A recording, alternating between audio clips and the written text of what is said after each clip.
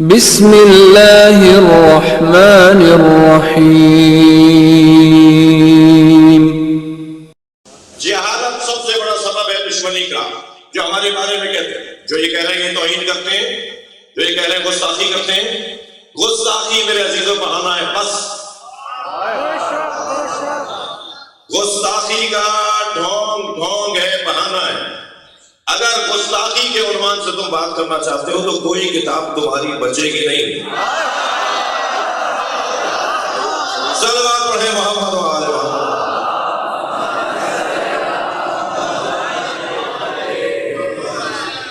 بہت مواد ہے، بھرا ہوا ہے بڑی بڑی موٹی موٹی کتابیں توہینوں سے، پھر کوئی کتاب نہیں بچے گی، کوئی کتاب نہیں بچے گی۔ سوچے ہے میں اگر یہاں دہراؤں گا تو پھر پہلے پرچہ میرے اوپر ہوگا جی، فہیم بھائی پہ بھی ہو جائے گا، اور پھر جب وہ 6 مہینے بعد ہم سے پوچھا جائے گا کہ بتائیے آپ نے کیا کہا تھا، اور ہم وہی کتاب دکھائیں گے کہ ہم نے تو اس سے کہا تھا، تو پھر اس کتاب کے اوپر پابندی نہیں ہوگی۔ ہمیں کہا جائے گا آئندہ کتابوں میں لکھی والی باتیں بتایا نہ کریں۔ ذرا صلوات پڑھ لیں محمد و آل محمد۔ بھائی جو آخر میں بھی دوست بیٹھے مل کے صلوات دیا کریں گے۔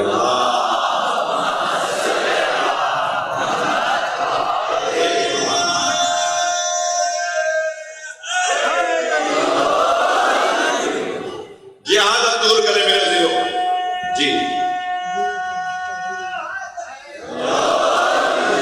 جہالت کی برطرفی، جہالت سب سے بڑا سبب دشمنی کا جہالت۔ اچھا ایسا بھی ہے، اچھا ایسا بھی ہے، لاہور کے قاضی صاحب نے کہا سیدہ زہرا پہ کوئی ظلم نہیں ہوا، شیعہ ڈھونگ رچاتے ہیں، بابیلہ مچاتے ہیں، ان کے ذاکرین ڈرامائی انداز سے واقعے کو بیان کرتے ہیں۔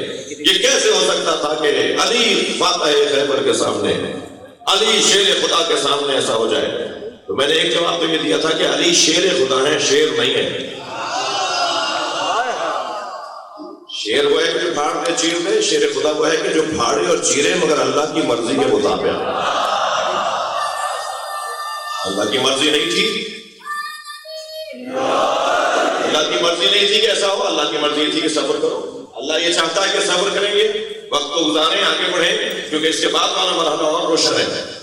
آپ یقین جانیے اگر آپ کو ظلم پر صبر کرنے کا مراحل بتا دیے جائے نا کہ آج صبر کر لیجئے کل اس سے زیادہ میٹھا ہے، کل صبر کر لیجئے پرسوں سے زیادہ میٹھا ہے، تو مسلسل مٹھاس بڑھتی چلی جائے گی، اور وہ میوزیم میں بھی نہیں ملیں گے جو ظلم کر رہے تھے، اور صابر حیدرآباد میں بھی ایسے بنایا جائے گا کہ کربلا میں جیسے بیٹھے ہوں۔ صابر کو ایسے یاد کیا جائے گا کہ جگہیں تنگ پڑنے لگیں گی جی، امام بارگاہ چھوٹے پڑنے لگیں گے، بڑے بڑی شادی حالوں کو اگر امام بارگاہ اور کچھ دیر کے لیے مجلس کا رنگ دیں گے تو وہ چھوٹے پڑنے لگیں گے، مگر جنہوں نے ظلم کیا وہ کہاں ہیں؟ کسی کو پتا ہے کھولی کی قبر کہاں ہے؟ کسی کو معلوم ہے سنان کی قبر کہاں ہے؟ کسی کو نہیں پتا، وہ تاریخ میں گم ہو گئے۔ وہ بھی اتنا، چونکہ نام ہے تو ہم لے رہے ہیں، تو انہیں بھی اتنا ہم نے ہی زندہ رکھا ہوا ہے،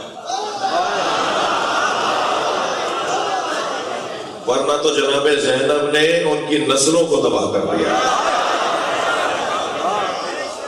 داخل دشنام کر دیا۔ ڈھونڈنے سے کوئی نہیں ملتا کہ جس کا نام مروان ہو، ڈھونڈنے سے کوئی نہیں ملتا جس کا نام یزید ہو، اور اگر مل بھی جائے تو سب مڑ مڑ کے کہتے ہیں یزید آ گیا، اور اب پھر 2-4-6 مہینے کے بعد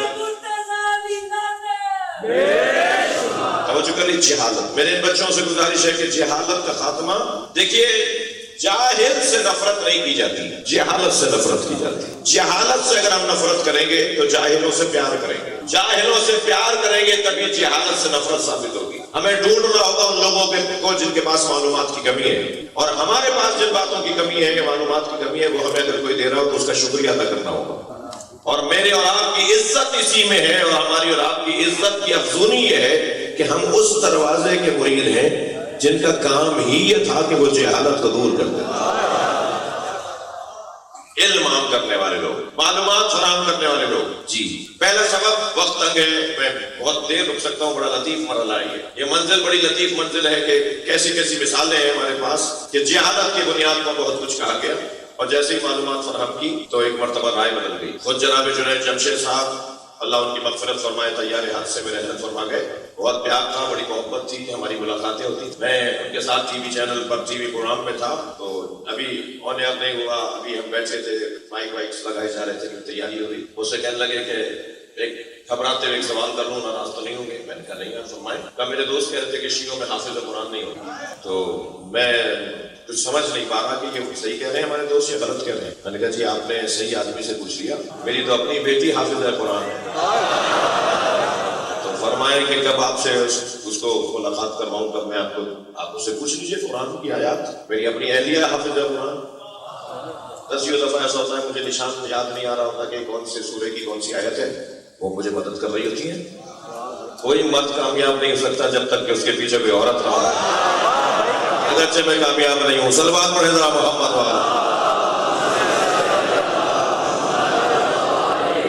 بہتر صلوات ہدیہ کریں محمد.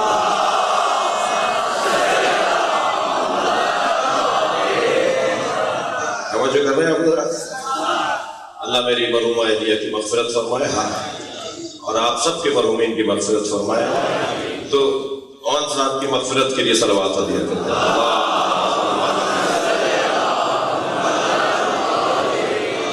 توجہ ہے. میں نے کہا جی میں آپ کو تو کہنے لگی کہ تو میرے لیے ایک نئی بات ہو گئی. پھر تو کہ نہیں, اس وقت خود کراچی کے اندر پورے پاکستان میں 1000 سے زیادہ حافظان قرآن شیعہ موجود ہیں. 1000 سے زیادہ شیعہ حافظان قرآن پاکستان میں موجود. یہ کیا بات ہے کہ حافظ قرآن نہیں ہو سکتے؟ کیوں نہیں ہو سکتے؟ مگر میں نے کہا جی آپ اگر ناراض نہ ہو تو میں کہہ دوں جملہ. میں نے کہا جی ہمارے ہاں علماء اور خطباء کی ساری توجہ, زیادہ توجہ خطابت پر ہے اور ذاکری پر ہے. آپ کے ہاں زیادہ توجہ قرآن کی حفظ کرنے پر ہے. دونوں کا ایک ہی سبب ہے. بھائی صلوات پڑھ لیں محمد والا.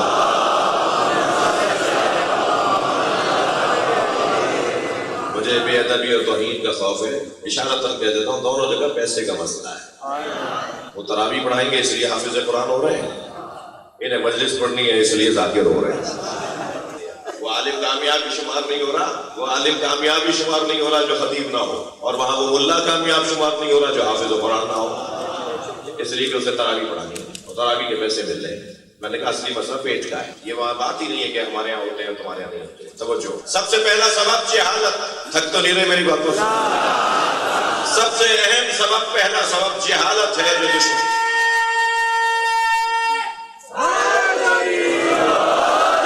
دوسرا سبب تعصب, اور تعصب کبھی لسانی بنیاد پر ہوتا ہے اور تعصب کبھی مذہبی بنیاد پر ہوتا ہے. زبان وہ پنجابی بولتے ہیں, وہ پشتو بولتے ہیں, وہ اردو بولتے ہیں, وہ پنجابی بولتے ہیں. یہ زبان اور لسانی بنیاد کے اوپر تناؤ کھچاؤ, یہ تعصب دشمنی کا سبب ہے. میری زبان نہیں بولتے, میں وہ زبان نہیں بولتا. زبانوں کی توہین کرنا, زبانوں کی کمزوریاں نکالنا, زبانوں کے اندر موجود خامیوں کو نکالنا, یہ اور اس کی بنیاد پر دشمنیاں بڑھانا, یہ تعصب ایک سبب ہے دشمنی کا. یا لسانی بنیاد پر تعصب ہوتا ہے اور جو تعصب دشمنی کا سبب ہے. دوسرا سبب دشمنی کا تعصب یا لسانی بنیاد پر ہوتا ہے, یہ مذہب کی بنیاد پر. وہ سنی ہے, وہ دیوبندی ہے, وہ اپنا ہے. دیوبندی ہے اپنا ہے, جی بریلوی ہے اپنا ہے, شیعہ ہے اپنا ہے, وہ ہمارا نہیں ہے. یہ والی گفتگو تعصب یہ دشمنی کا سبب ہے. 1 2 3 دفعہ 4 دفعہ 5 دفعہ جب آپ کوئی ایسا کرے گا تو نفرتیں بڑھیں گی تو مخالفت بڑھے گی, مخالفت شدید ہوگی تو دشمنی ہو گئی, دشمنی شدید ہوگی تو قتل ہوگا, خون گرے گا. تعصب اس بنیاد پر کوئی جملہ ہے. اتنے بڑے بڑے موت پر لوگ, میں تو اب تک اسی بات پہ سوچ رہا ہوں کہ 4 6 ہزار طالب علموں کو مدرسوں میں لیے بیٹھے ہیں. یہ اتنے ایسا سوچتے ہیں فلاں کراچی تیرے باپ کا نہیں ہے.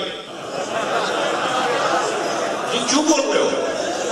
میں جو چاہ رہا ہوں آپ کو متوجہ کرنا, یہ آخر بول کیوں رہے ہو تم بھائی؟ تعصب ہے کہ یہ بات شیعہ سے کیسے ہو گئی. اب سنی کے کہنے پر بھی سیکٹری بدلے گا, یہ کیا بات ہو گئی؟ وفاقی کابینہ میں 25 وزیر ہیں, 23 وزیر سنی ہیں. ہم نے تو آج تک نہیں کہا کہ سنی وزیر کیوں ہیں. 2 وزیر اگر شیعہ ہو جائیں تو تمہیں پریشانی ہو جاتی ہے. ڈاکٹر عارف علوی کو جب صدر مملکت بنایا جا رہا تھا تو تحقیق کر رہے تھے لوگ, علوی کیوں لگایا جاتا, شیعہ تو نہیں ہے. اس وقت میں نے بیان دیا تھا کہ شیعہ پاکستان بنا سکتا ہے, چلا نہیں سکتا.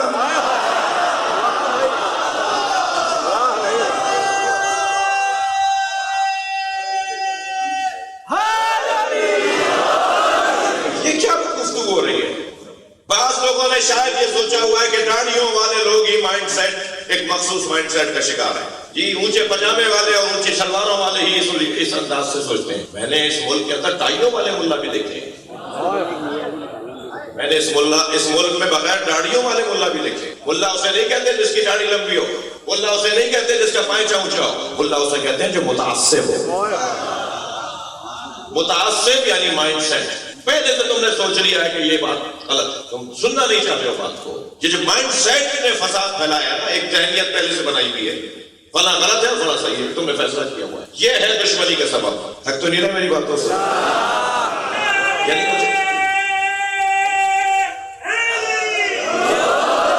یعنی تعجب اس بات پر، تعجب اس بات پر کہ اتنے بڑے بڑے لوگ ایک شیعہ کے کہنے میں ہوا تب سنی، یہ کیوں باتیں کر رہے ہیں؟ ہم نے تو آج تک نہیں کیا کہ آرمی چیف 40 سالوں سے شیعہ کیوں نہیں ہوا؟ ہم نے تو آج تک یہ مطالبہ نہیں کیا کہ آرمی چیف کو شیعہ کو بھی آرمی چیف ہونا چاہیے۔ ہم نے تو آج تک مطالبہ نہیں کیا کہ صدر مملکت گزشتہ کئی سالوں سے کوئی شیعہ نہیں ہوا۔ نہیں، شیعہ سننے کی کیا بات ہے؟ حتیٰ مسلم غیر مسلم کی، چلے پاکستان ہے اس لیے مسلم اور غیر مسلم کی، اس لیے بھی پاکستان، اس کا آئین، اس کا دستور، یہ مملکت مسلمان اور اسلام کے نام لی گئی تو کچھ پہلی شرائط طے پا گئے، لیکن یہ والا تعصب کیونکہ وہ سنی ہے وہ شیعہ ہے۔ میرٹ کی بات کرو، قابلیت کی بات کرو۔ اگر کوئی شیعہ نااہل ہے، توجہ، مجھے پتا ہے میرے بعض دوست میرے اوپر بات میں تبصرہ کریں گے اور وہ جملہ کہیں گے کہ شیعہ ہونا ہی تو خود ایک میرٹ ہے۔ نہیں، میں جو بات کر رہا ہوں وہ بات سنیں۔ اسے لکھنا نہیں آتا، آپ کہہ رہے ہیں شیعہ بس اسے بھرتی کر دو۔ اسے ڈرافٹ بنانا نہیں آتا، یہ بس اس لیے کہ وہ شیعہ ہے اس کو نوکری دے دی جائے، یہ صحیح نہیں ہے۔ ہر جگہ ایک ہی آواز، میرا تکراری جملہ ہے، ہر جگہ ایک ہی آواز کہ میرٹ پہ تقرریاں ہونی چاہیے، میرٹ پہ تبادلے ہونے چاہیے، میرٹ پہ پارٹی ٹکٹس ملنے چاہیے، میرٹ پہ ٹرانسفر ہونے چاہیے۔ ہم بھی 1400 سال سے مجلس اسی لیے کر رہے ہیں کہ نبی کے بعد میرٹ پہ ماننا چاہیے۔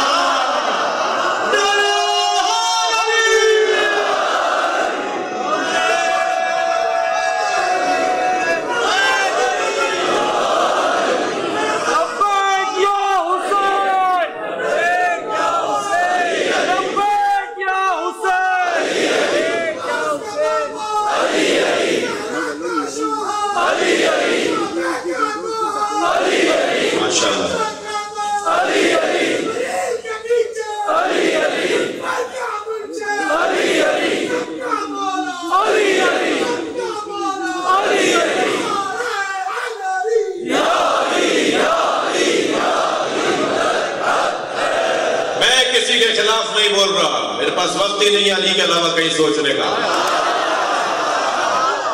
اگر مجھے ایک جملہ کہنے دیجئے، نبی کے بعد میرٹ کا قتل ہوا ہے، علی سے بڑھ کر کوئی عالم نہیں ہے۔ میں نہیں کہہ رہا، وہ کہہ رہے ہیں کہ جنہیں علی کی جگہ بٹھایا گیا۔ علی سے بڑھ کر کوئی شجاع نہیں، علی سے بڑا کوئی خاندانی نہیں۔ قریش کے 24 قبیلوں میں سب سے حسین قبیلہ بنی ہاشم۔ ہر قبیلے کے بت تھے مگر بنی ہاشم کا کوئی بت نہیں تھا۔ ہر اعتبار سے باکمال گھرانہ، توجہ کر لی۔ لہذا میں تو پہلے کہہ چکا ہوں کہ اس بنیاد پر نہیں کہ یہ شیعہ ہے تو بس جیسا بھی ایسے رکھ لو اپنے پاس۔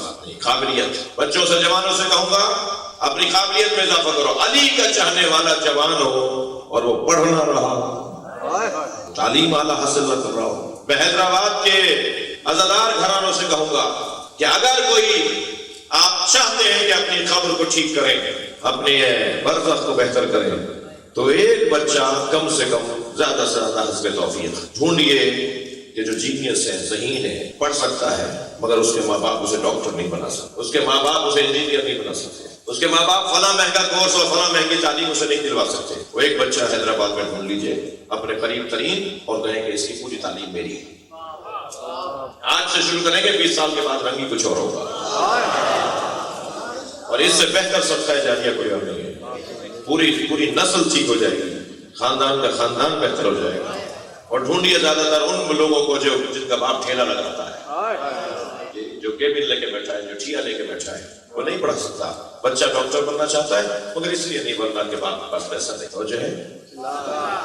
دوسرا عنوان دشمنی تعصب، تیسرا عنوان دشمنی کینہ۔ 10 سال پہلے جناب موسیٰ کاظم صاحب نے مجھے ایک بات کہی، مثلا میں دل میں لیے بیٹھا ہوں، 10 سال کے بعد بھی اگر مجھ سے کوئی آپ کا نام لے تو میں کہوں جی یہ تو انہوں نے تو مجھے یہ کہہ دیا تھا، ہم کرو تم جملہ محسوس کیجیے گا، ناراض نہ ہوئیے گا۔ 10 سال سے تم ایک جملے کو دماغ میں بٹھائے بیٹھے ہو، ایک جملے کو دماغ میں لیے بیٹھے ہو، تم آدمی ہو یا اونٹ؟ اونٹ کا کام ہے تو کہ اگر 5 سال پہلے اس کے مالک نے اس کو کوئی تکلیف پہنچائی ہوتی ہے تو وہ دماغ میں بٹھائے رکھتا ہے، جب اسے موقع ملتا ہے مالک کی گردن پکڑتا ہے۔ جانور ہو یا انسان ہو، معاف کیجیے گا میں جن سے کہہ رہا ہوں وہی لے سلوات پڑھنے ذرا محمد۔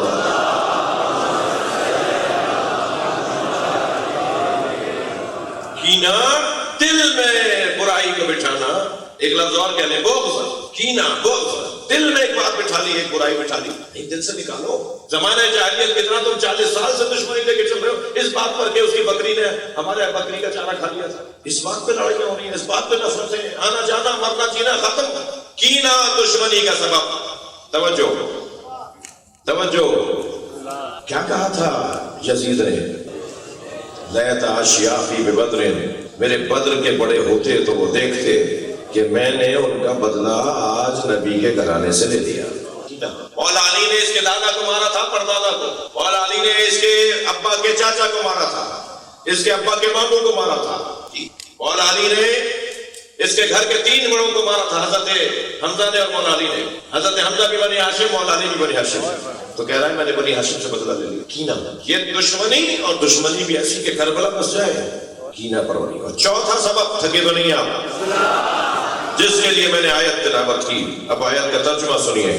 چوتھا سبب دشمنی کا جو آیت میں نے تلاوت فرمائی، مولا اپنے سینے پہ ہاتھ رکھ کے اس آیت کو تلاوت فرماتے تھے جب علی کا بہت دل دکھتا تھا، بشری تقاضے بھی تو تھے نا علی، جب مولا کا دل بہت دکھتا تھا تو اس آیت کو تلاوت کر کے اپنے سینے پہ ہاتھ رکھ کے اس آیت کو تلاوت فرماتے تھے، فرماتے اس آیت کا مصداق ہم ہیں۔ ام یحسدون الناس، یا حسد کرتے ہیں لوگ، علی ما آتاہم اللہ من فضلہ، ان لوگوں سے جنہیں اللہ نے اپنے فضل سے عطا کیا ہے۔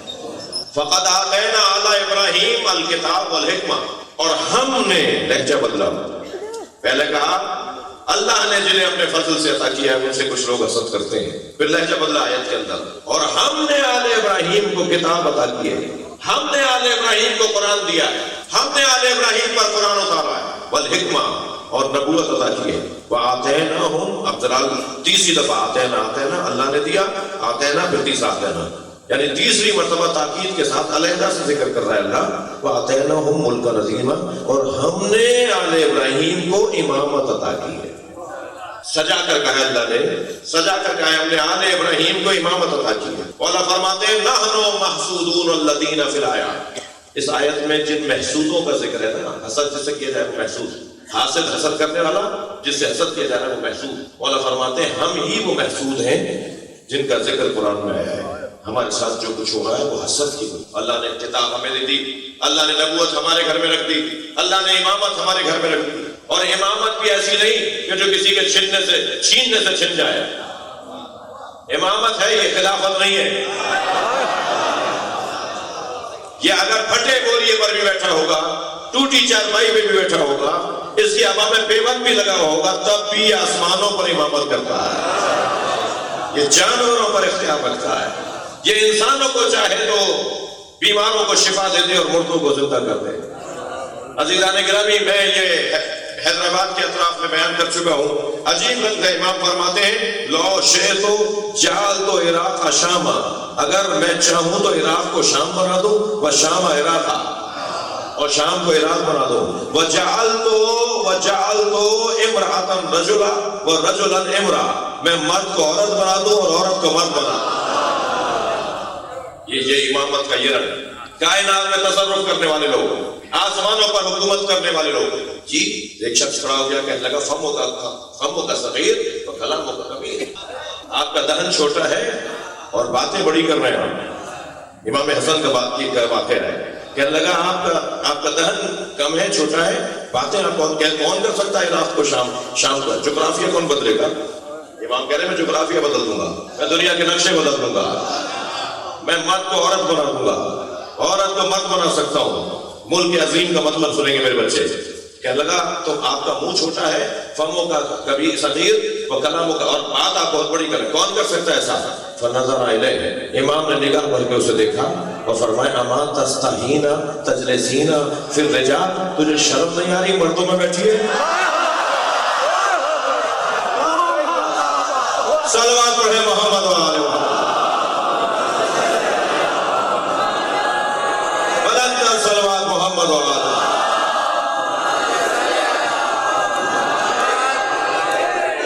ایک مرتبہ اس کی حیثیت بدلنا شروع ہو گئی، وہ مد تھا ہو گئی، گردن جھکا کے جانے لگی تو امام نے اسے آواز دے کر کہا میں نے تیری عورت کو تیرا مرد بنا دیا ہے۔ ملک عظیم، کائنات پر تصرف، یہ ارادہ کریں تو ان کے ارادے پر کائنات تبدیل ہو جائے۔ اسے ہم دوسرے الفاظ میں ولایت تکوینی بھی کہتے ہیں۔ یہ کائنات پہ تصرف رکھتے ہیں۔ اللہ اکبر، مالک اللہ اکبر۔ مقداد یہ مٹی کا ڈھیلا اٹھاؤ، مولا علی فرمائے مقداد یہ مٹی کا ڈھیلا اٹھاؤ۔ مقداد نے مٹی کا ڈھیلا اٹھایا، فرمایا اس پہ کہو یا علی، اور مقداد نے مٹی کے ڈھیلے پہ کہا یا علی تو وہ سونے میں تبدیل ہو گیا۔ یہ ہے تصرف، ملک عظیم، ملک عظیم، اختیارات۔ امام نے فرمایا لے جاؤ اپنے بچوں کے لیے کھانے پینے کا انتظام کرو۔ مقداد نے ایک پتھر سے اسے توڑا، چھوٹی سی ڈلی اٹھائی، باقی سونا چھوڑ دیا۔ مولا کو سلام کر کے جانے لگے۔ مولا نے کہا مقداد سونا چھوڑ کے جا رہا ہے؟ مڑ کے دیکھا مولا میرے آج کے لیے کافی ہے۔ علی سے مانگنے والوں کو بار بار مانگنے میں مزہ آتا ہے۔ سمجھ ہے آپ بات کی؟ تھوڑا گردن ہلائیے گا، ایک جملہ اور کہہ رہا ہوں۔ مولا نے فرمایا مقداد لے جاؤ تمہارے کل کے کام آئے گا۔ تو کہا مولا کل کی فکر وہ کرے جس کے پاس آپ جیسا مولا۔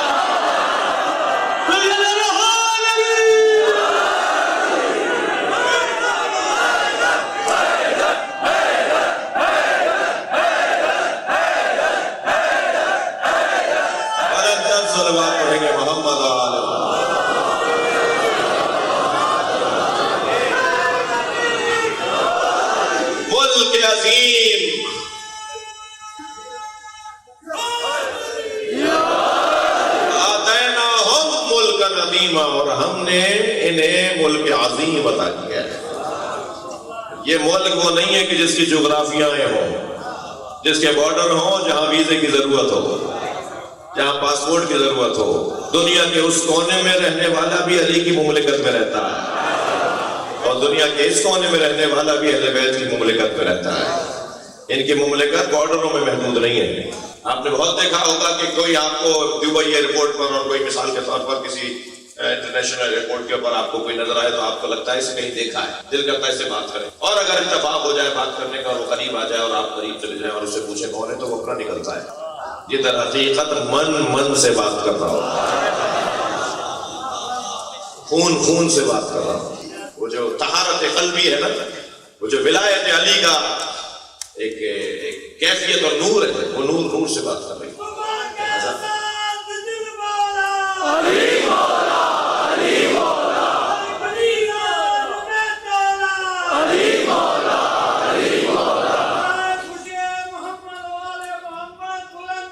صلوات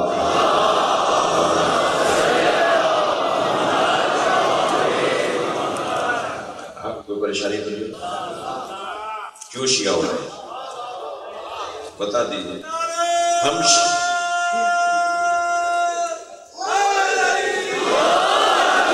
شیعوں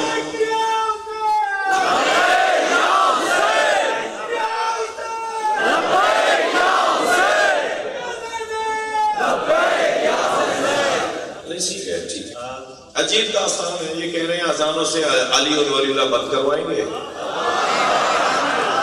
اور سنی کہہ رہا ہے میں تو علی اور ولی اللہ بولوں گا۔ میں کیا کہوں؟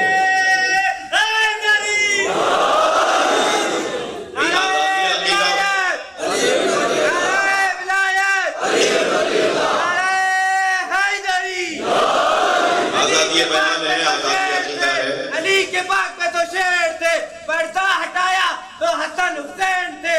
نعرہ مل کر جواب دیں۔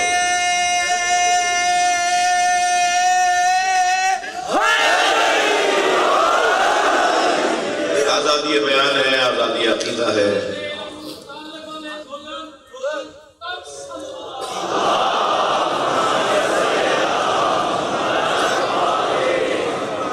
فرمائیں گے کہ آپ دیکھیں، میں پہلے کہہ دوں، ہم شیعوں کی وجہ سے شیعہ نہ ہوئیے گا، ہمارا حال تو اچھا نہیں ہے. کیا بات ہے، کیوں آپ ناراض ہو رہے ہیں بھائی؟ تو مولا علی کی وجہ سے شیعہ، اہل بیت کی وجہ سے شیعہ. مجھ سے ابھی پچھلے دنوں ایسے ہی 2 جوان شیعہ ہوئے، میں نے ان سے پوچھا بھائی کیوں شیعہ ہو رہے ہو؟ مجھے بھرتی تو کرنی نہیں، جو پہلے پرانے شیعہ ہیں وہی اچھے شیعہ ہو جائیں، مجھ سمیت. میں اپنی بات کر رہا ہوں.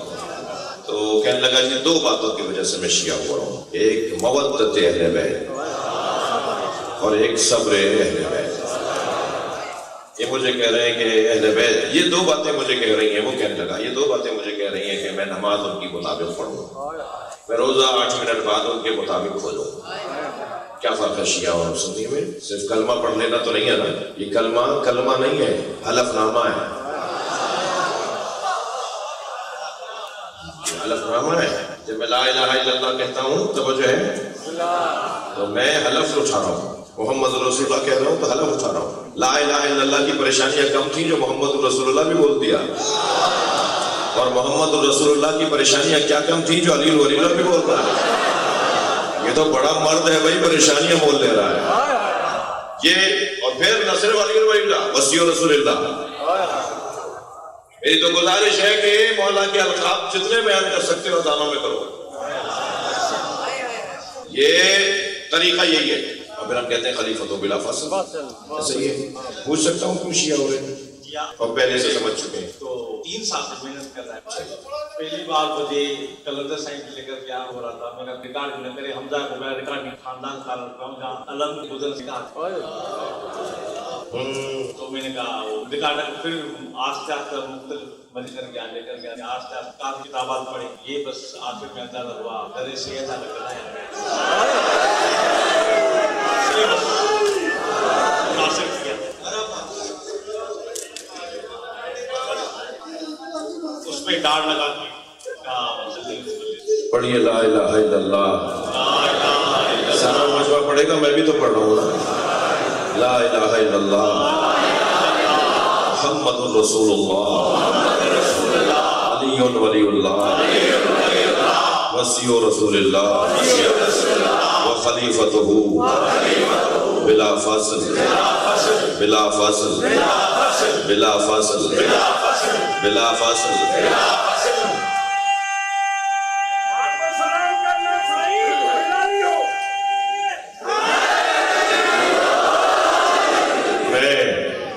اللہ کی وحدانیت کا اقرار کرتا ہوں.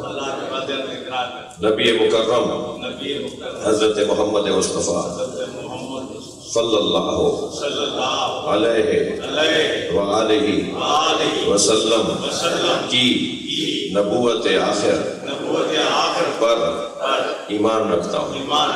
آپ کے بعد کوئی نبی آنے والا نہیں.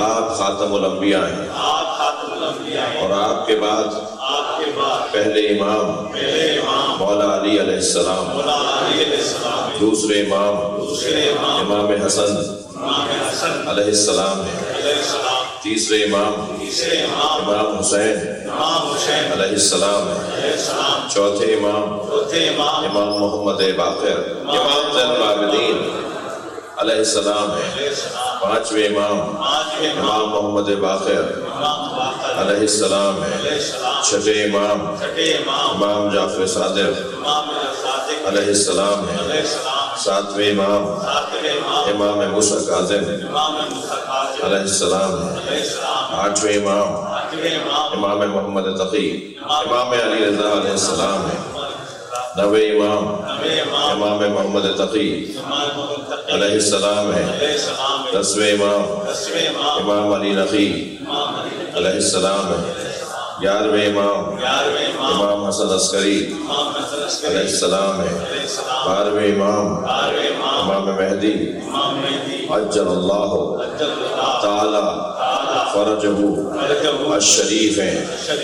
میں غیبت امام میں علماء حقہ مراجع تقلید फुक़हा-ए इमामिया से दीन समझूंगा, सुन्नियों को अपना भाई कहूँगा, उनसे इख्तिलाफ नहीं करूँगा, झगड़ा नहीं करूँगा, फसादियों से दूर रहूँगा, पड़ोसियों का ख्याल रखूँगा, झूठ नहीं बोलूँगा, गीबत नहीं करूँगा, माशरे में अच्छा इंसान बनकर रहूँगा, पाकिस्तान से वफादारी करूँगा और हुसैन की आज़ादारी करूँगा।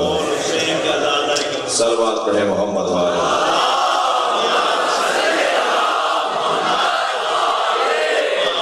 इससे बुलंद और बेहतर सलवात।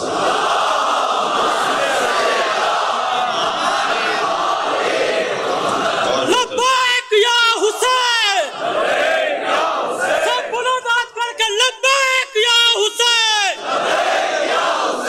लब्बैक या हुसैन, लब्बैक या हुसैन, है हमारी दर्द का,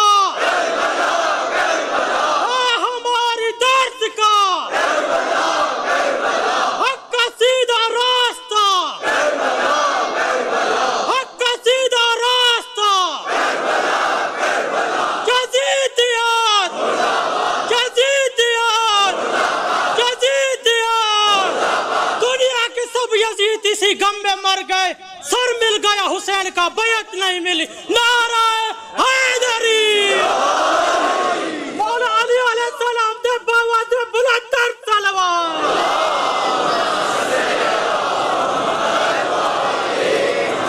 मैं इनके उस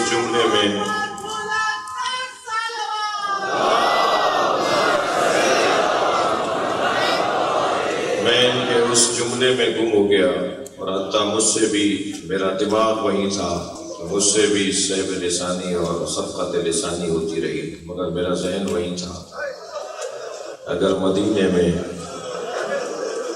सैयदा के दरवाजे पे लकड़ियां ना होती तो करबला में हुसैन का खैमा ना जलता। अजरुकुम अल्लाह। अगर आपके हाथ में कलम हो और कोई आपसे कलम मांगे नहीं बल्कि आपके हाथ से कलम छीन ले, तो आप बहुत देर तक तो इसी सोच में रहेंगे कि मेरे साथ ये क्या हुआ। मुख्तार के दरबार में एक सिपाही कहता है, मैंने सज्जाद के नीचे से बिस्तर खींचा। अजरुकुम अल्लाह। आज 18 सफर है,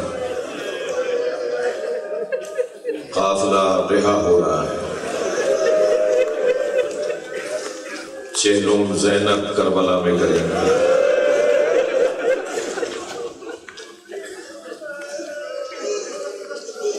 इमाम ज़ैनुल आबिदीन की शहादत की मजलिस हो या चेलुम की मजलिस हो, मेरा अपना 25-26 साल तजर्बा है कि इमाम सज्जाद की मजलिसों में गिरिया बहुत होता है या चेहलुम की मजलिसों में। मैंने अपने से बेहतर और ज़्यादा सीनियर खतीब से कहा कि आपका ये मुशाहिदा है? कहने लगा ऐसा ही है। मैंने कहा आप क्या सोचते हैं, क्यों ऐसा है? फरमाया इमाम सज्जाद की मजलिस में इसलिए गिरिया होता है कि ये वो इमाम है जो 36 साल हो आया है, जो सारी जिंदगी रोता रहा।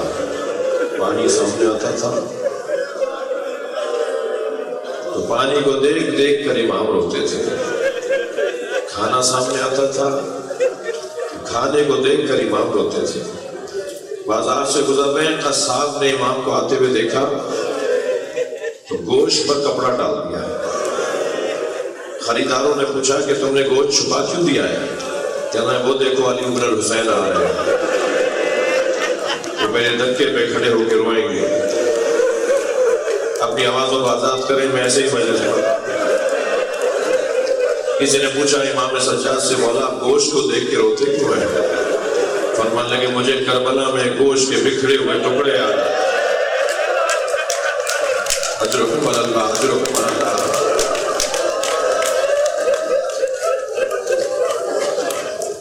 ایک قصاب قصائی جانور ذبح کر رہا تھا. امام بہت تیزی سے آگے بڑھے اور اسے روکتے ہوئے کہا تم نے اسے پانی پلا دیا.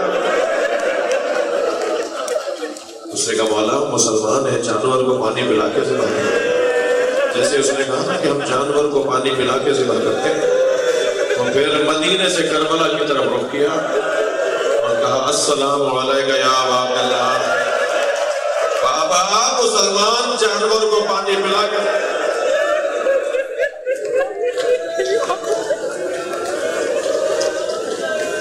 اجرکم اللہ.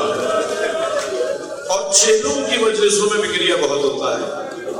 چہلم کی مجلسوں میں گریہ اس لیے ہوتا ہے کہ زینب کو اب رونے دیا گیا. اس سے پہلے جب کبھی جناب زینب روتی تھی نا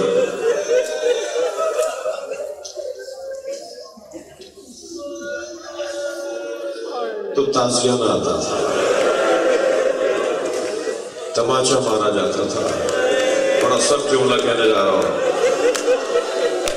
2 جنازوں پہ غسال روئے ہیں, ان میں سے ایک جنازہ جناب سکینہ کا. غسالہ روتی بھی باہر آئی اور امام سجاد کے سامنے کھڑے ہو کے کہنے لگی آپ کی بہن کو کیا بیماری تھی؟ امام نے فرمایا میری بہن کو کوئی بیماری نہیں تھی. کہا اس بچی کا جب کرتا میں نے علیحدہ کیا تو اس کے بدن پہ نیلے نیلے نشان. امام نے فرمایا میری بہن کے بدن پہ تازیانوں کے نشان. میں رونے والوں سے پوچھوں کہ یہ 4 سالہ بچی کیسے زندان شام میں رحلت کر گئی؟ اس بچی کا دم گھٹ گیا, اس بچی کا دل بند ہو گیا جو کربلا میں, کوفہ میں, شام میں اس نے مظالم دیکھے سنے. اجرکم اللہ. قافلہ آزاد ہونے جا رہا ہے. 2 سبب لکھے ہیں شام سے رہائی کے. ایک سبب امام سجاد بیڑیاں ہتھکڑیوں میں زندان کے دروازے پر بیٹھے ہیں. ایک شکاری ہرن کا شکار کر کے جا رہا ہے. جنگل سے ہرن کو شکار کیا ہے. امام سجاد کے سامنے سے گزر رہا ہے. ہرن نے مڑ مڑ کر امام کی طرف دیکھنا شروع کیا اور اپنی بے زبانی میں کچھ کہا. امام نے اسے آواز دے کر کہا بھائی رکو, اس کے 2 بچے ہیں جو بھوکے ہیں, یہ مجھ سے فریاد کر رہی ہے کہ آپ میری ضمانت لے لیں, میں انہیں دودھ پلا کر واپس آ جاؤں. مجھے نہیں پتا میری مجلس میں خواتین ہیں یا نہیں. میں ایک جملہ کہہ دوں, جب امام یہ کہہ رہے ہوں گے نا اس کے 2 بچے ہیں جو بھوکے ہیں, یہ دودھ پلا کے واپس آ جائے گی, تو جملہ کہوں جنازہ رباب کا کیا حال ہوا؟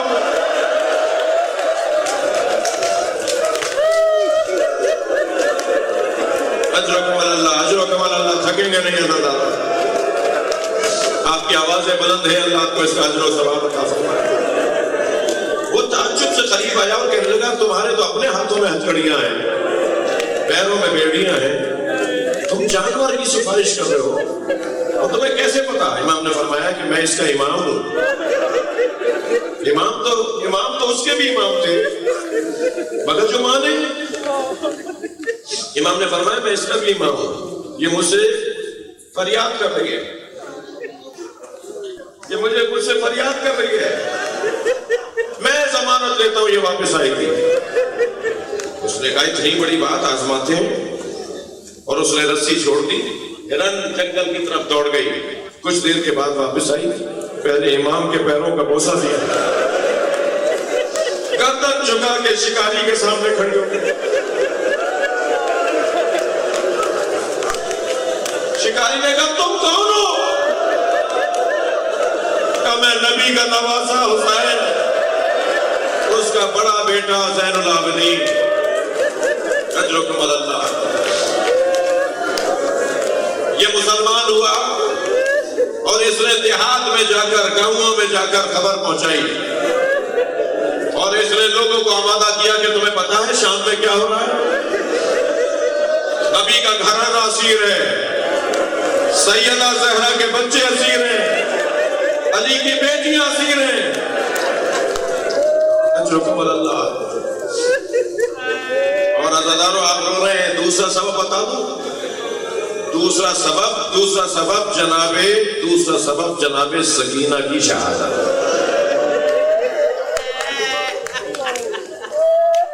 نہیں، میں ایسے نہیں ایک جملہ کہوں گا۔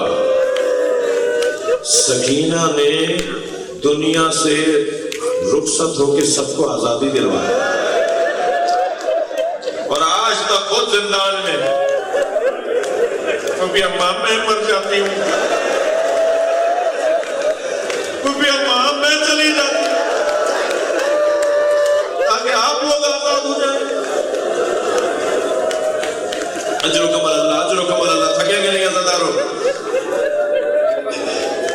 یزید نے بلایا امام سجاد کو، اے علی بن حسین میں آزاد کرنا چاہتا ہوں۔ امام نے فرمایا میں اپنی پھوپھی زینب سے پوچھوں گا۔ آ کر کہا پھوپھی اماں یزید ہمیں رہا کر رہا ہے۔ بی بی نے فرمایا میرے 3 مطالبے ہیں، اب زینب بتائے گی کہ جیتا کون اور ہارا کون۔ اب علی کی بیٹی بتائے گی کہ کون ہارا اور کون جیتا۔ کہ میرے 3 مطالبے ہیں۔ سب سے پہلا میرا مطالبہ یہ ہے، مجھے ایک گھر چاہیے جس میں میں اپنے بھائی کا ماتم کروں گی، میں اپنے بھائی کا نوحہ کروں گی، میں اپنے بھائی کا غم مناؤں گی، شام میں ہی حسین کی عزاداری کی بنیاد ڈالوں گی۔ دوسرا میرا مطالبہ یہ ہے کہ ہمیں مدینہ تک پہنچانے کے لیے کوئی رستوں سے آشنا شخص کیا جائے جو ہمیں مدینہ پہنچائے۔ بی بی نے تو نہیں کہا، مگر میرا دل کہہ رہا ہے شاید یہ وجہ ہو کہ عباس نہیں ہے جو ہمیں مدینہ واپس لے جائے۔ تیسرا میرا مطالبہ یہ ہے کہ ہمارے تبرکات واپس کیے جائیں، شہیدوں کے سر واپس کیے جائیں، بیویوں کے زیورات واپس کیے جائیں، بیویوں کی چادریں واپس کی جائیں، میرے بھائی کا وہ کرتا واپس کیا جائے۔ یزید نے کہا میں 2 مطالبے آپ کے مانتا ہوں، بشیر ابن جزلم کو آپ کے ساتھ کروں گا جو آپ کو مدینہ پہنچائے گا، اس کا باپ بھی آپ کا شیعہ تھا، وہ بھی آپ کا چاہنے والا ہے۔ دوسرا مطالبہ آپ کا مانتا ہوں، ایک گھر دیتا ہوں جہاں آپ حسین کا ماتم کریں، مگر یہ تیسرا مطالبہ میں کیسے پورا کروں؟ خود یزید کا جملہ ظلم کی حد ہے، کہنے لگا میں تیسرا مطالبہ کیسے پورا کروں؟ کوئی تبرکات لوٹ کے کہیں چلا گیا، کوئی چادر لے کر کہیں چلا گیا، میں مطالبات کیسے پورا کروں؟ یہ مطالبہ کیسے پورا کروں گا؟ اجرکم اللہ۔ ایک گھر دیا گیا، جناب زینب نے اس گھر میں عزاداری کی۔ بشیر ابن جزلم نے قافلے کو تیار کیا۔ دوسرا یا تیسرا دن تھا کہ کچھ تبرکات واپس آئے۔ ایک گٹھری لا کے رکھ دی گئی، جناب زینب نے اسے کھولا، اس میں چادریں نظر آئیں۔ ابھی بھی ایک چادر کو دیکھ کے آواز لگا، بھابی ام فرما یہ آپ کی چادر آ گئی ہے، بھابی ام لیلا یہ آپ کی چادر آ گئی۔ عزیزانو، بہن ام کلثوم یہ تمہاری چادر ہے۔ وہ جملہ جو آپ کو سناؤں اور جس پہ آپ کو گریا ہو اور آپ کے ثواب میں اضافہ ہو، ایک چھوٹی سی چادر ہے۔ اجرکم اللہ، اجرکم اللہ۔ جناب زینب نے اٹھائی، قبر سکینہ پہ پھیلا دی۔ سکینہ اٹھو، تمہاری چادر بھی واپس ہے۔ مجھے جلدی نہیں ہے، اجرکم اللہ۔ قافلہ تیار ہو گیا، محفلیں سج گئی۔ جناب زینب نے آ کر دیکھا کہ محفلیں ہیں، ہماریاں ہیں، مگر ان پہ رنگین کپڑے لگے ہوئے ہیں، جو پردے لگے ہوئے ہیں وہ رنگ برنگے ہیں۔ میری بی بی زینب نے فرمایا زین العابدین میں ان ہماریوں میں نہیں بیٹھوں گی، اجعلوها سودا حتی یعلم الناس نحن فی عزاء اولاد الزہرا، انہیں کالے کپڑوں میں تبدیل کرواؤں۔ اب یہ جناب زینب کا جملہ ہمارے لیے ایک اصول ہے، یہ ہمارے نظریے کی ایک تقویت ہے، یعنی ہم اسی وجہ سے کالے کپڑے پہنتے ہیں، کالے علم اٹھاتے ہیں، یہ کالے کالے چادریں اور قناتے لگاتے ہیں۔ جناب زینب فرماتی ہیں اجعلوها سودا حتی یعلم الناس نحن فی عزاء اولاد الزہرا، ہماریوں کو کالے کپڑوں میں بدلوا دو تاکہ جہاں جہاں سے سواریاں جائیں لوگ سمجھ جائیں کہ زہرا کی اولاد کے عزادات ہیں. اجرکم اللہ. ساری بیویاں آہستہ آہستہ محملوں میں بیٹھنا شروع ہوئیں. امام سجاد نے پوچھا پھوپھی اماں ساری بیویاں بیٹھ گئیں؟ فرمایا زین العابدین سب بیٹھ گئی مگر بھابھی رباب نظر نہیں آ رہی. بس مجلس مکمل کر رہا ہوں. امام نے فرمایا میرے ساتھ آئیے, مجھے پتا میری ماں کہاں ہے. اب آگے آگے امام سجاد, پیچھے پیچھے بیویاں. جیسے ہی زندان شام کی طرف بڑھے تو جناب زینب کی آواز آئی, زین العابدین یہ تو خرابہ شام ہے. پھوپھی اماں 2 قدم آگے آئیے. اب جو آگے گئی تو کیا دیکھا کہ جیسے کوئی ماں اپنے بچے کو گلے سے لگائے گا, ایسے جناب رباب نے قبر سکینہ کو سینے سے لگایا اور آہستہ آہستہ کہہ رہی ہے اٹھو میری بچی, ہم مدینے واپس جا رہے ہیں. تمہیں وطن بہت یاد آتا تھا. جناب زینب کی آواز آئی بھابھی قافلہ تیار ہے اٹھیے. تو روتے ہوئے فرمایا اے زینب میرا مدینے میں کون ہے؟ میرا والی کربلا میں میری بچی اکیلی ہے. جناب زینب بھی بہت روئی. امام سجاد آگے بڑھے, اماں سے کہا اماں قافلہ تیار ہے چلیے. اب امام کا کہنا تھا, امام کا حکم ٹال نہیں سکتی تھی. امام سجاد کے کہنے پہ قبر چھوڑ دی مگر مڑ مڑ کے دیکھتی رہی. کیسے محمل میں بٹھایا ہے اس کا بیان بہت مشکل ہے. اونٹ چلنے لگتا تھا, بیوی کہتی تھی اور رک جاؤ, میں اپنا جگر چھوڑ کے جا, میرا دل یہی رہ گیا. قافلہ آگے چلا. شام کی عورتوں نے آواز دی الوداع یا زینب, الوداع یا زینب. جناب زینب نے محمل کا پردہ ہٹایا اور شام کی عورتوں سے کہا مجھ پر ایک احسان کرو گی؟ شام کی عورتوں مجھ پر ایک احسان کرو گی؟ ساری عورتوں نے کہا بی بی حکم کرے گی. اشارہ کر کے کہا میری سکینہ کو اکیلا نہ چھوڑو. اللہ آپ کو جناب سکینہ کی قبر پہ لے جائے. جب آپ جائیں نا تو جالی سے قبر کو ضرور دیکھیے گا. آج بھی شام کے دیہات کی عورتیں کھلونے لا کے ڈالتی ہیں اور ایک لوحہ پڑھتی ہیں تمہاری پھوپھی سے وعدہ کیا ہم تمہاری قبر پہ آتے